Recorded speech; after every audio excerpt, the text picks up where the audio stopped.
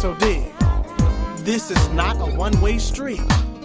No, it's not like that. See, say a little prayer for me as I continue to say a little prayer for you. Because if God takes his hand away, ain't no telling what man might do. Did. Done. Say a prayer for me so that I don't write checks on insufficient funds. So that I don't look down on bums begging for crumbs. Send one up for me and mine. And for you and yours, I too shall send one. And we'll see how God delivers family members from prisons and slums. Say a little prayer for me.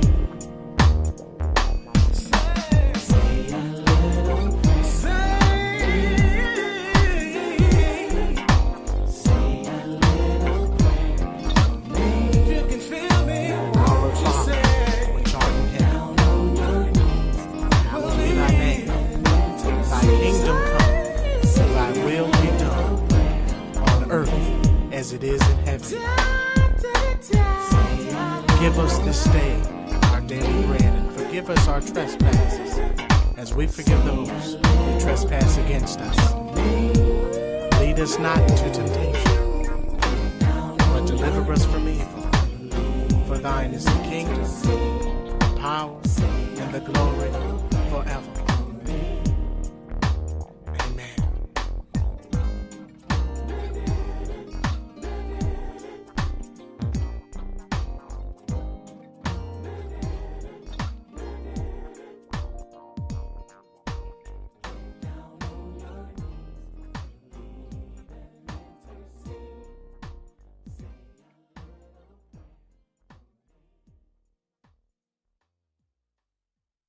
When Abraham first receives the word that he would have a child and that he would have an heir, and through his seed all nations of the earth would be blessed, Abraham knew that he had married a barren woman. And so he says, I tell you what, I have a servant in my house, Eliezer, and if he has a child in my house, according to patriarchal law, he is considered my son if he's born in my house. For Abraham is trying to help God not to be in trouble. We get in trouble when we try to help God out. God doesn't need you to cover for him as if he were impotent and couldn't perform his word. If God told you he was going to bring something to pass, he's able to bring it to pass without excuse and without exemption. He's God all by himself.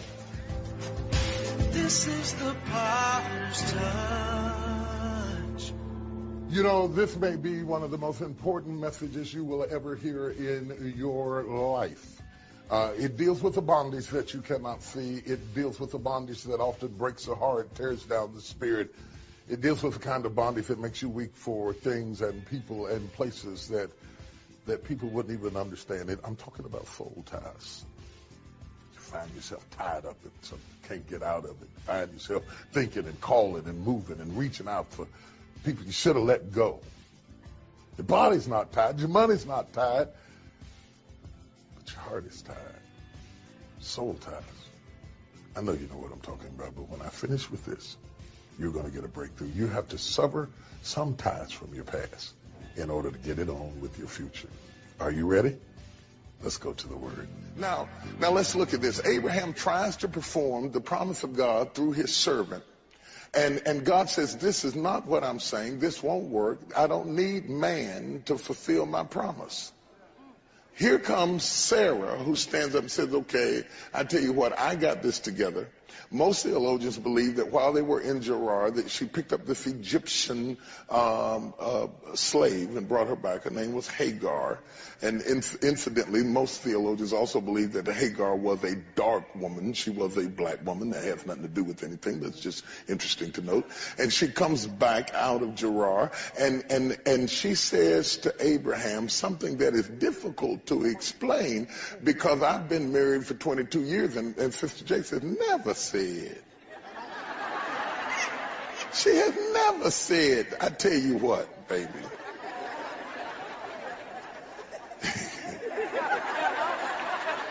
I got a headache, but I got a friend. Now, I don't know what the next 22 years will bring, but that first 22, she's never said anything like that to me. So it's kind of hard to describe something that the scripture reveals that you've never seen. My mother never said that to my father. My grandmother never said it to my grandfather on either side of the family. In fact, I don't know any women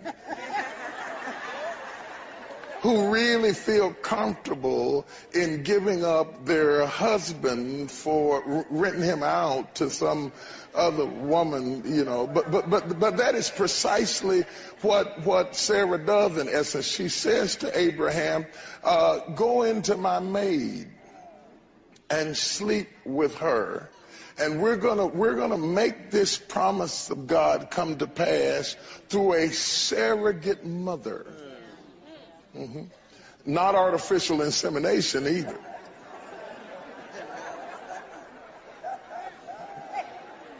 This was the real McCoy. Now, I'm going somewhere with this, okay? I'm not lost. I'm going somewhere. Now, Hagar and Abraham become involved in an amorous relationship.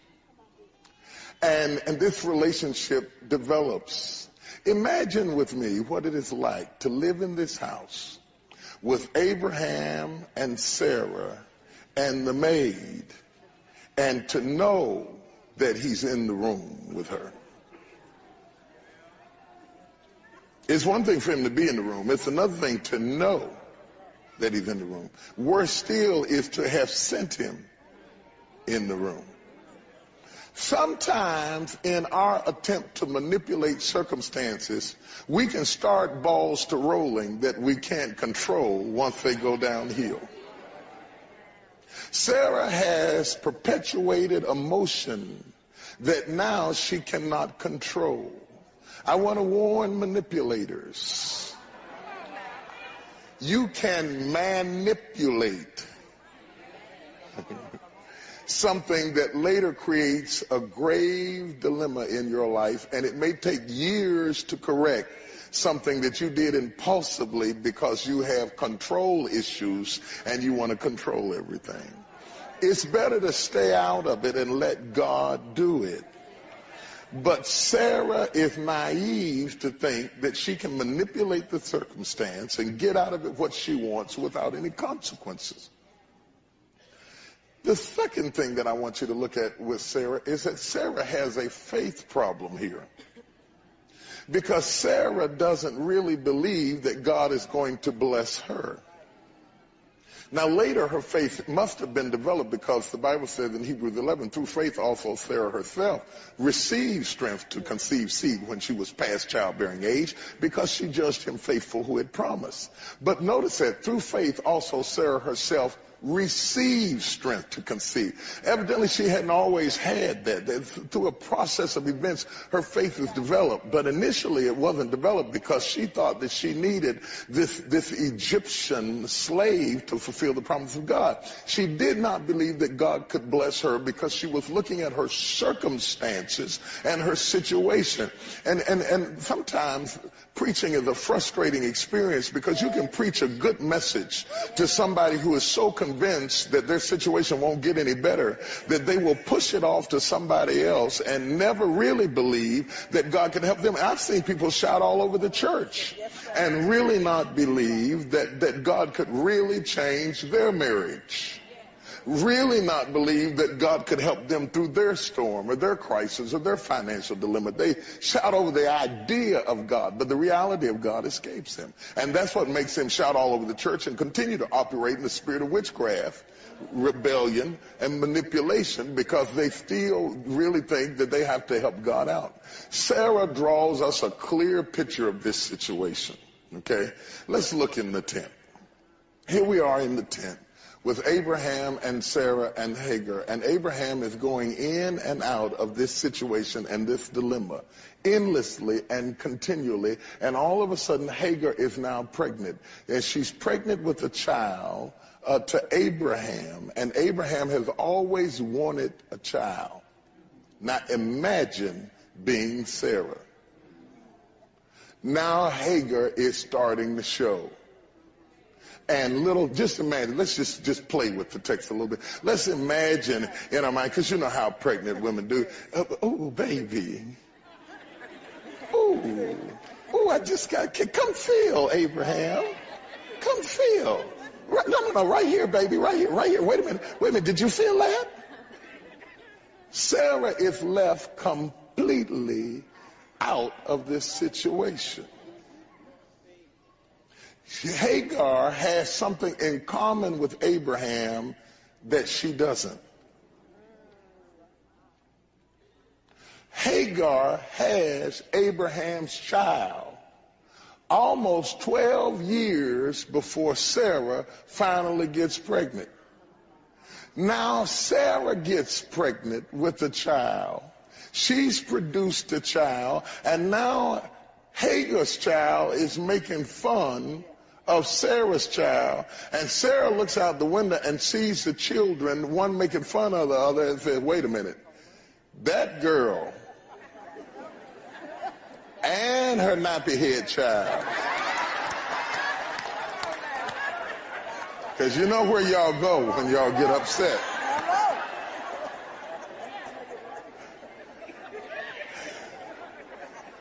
Has got to go. Abraham does what all men do when your wife corners you and you don't want to comply. He got mad. That's the final masculine frontier. When all else fails, get mad.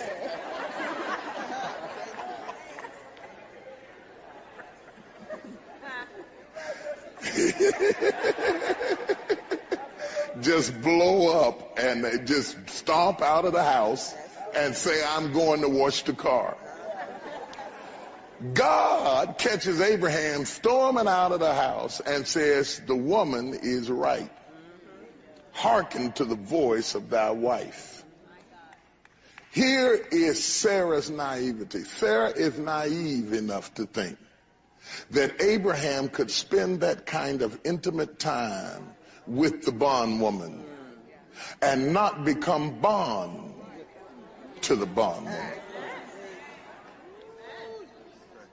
Maybe Hagar is called the bondwoman because she's a slave, but maybe Hagar is called the bondwoman because Abraham has bond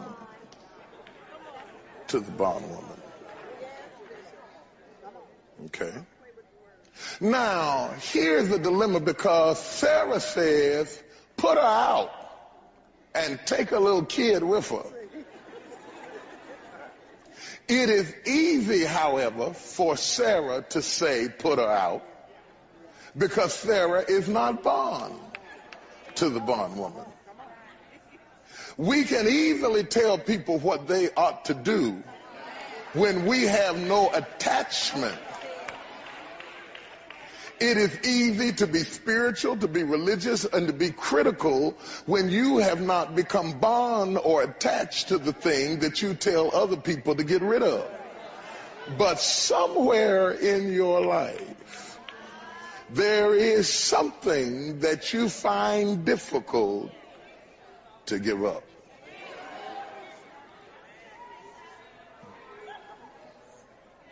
And you ought to just put a hinge on that door when you start opening the door to telling everybody what they ought to do.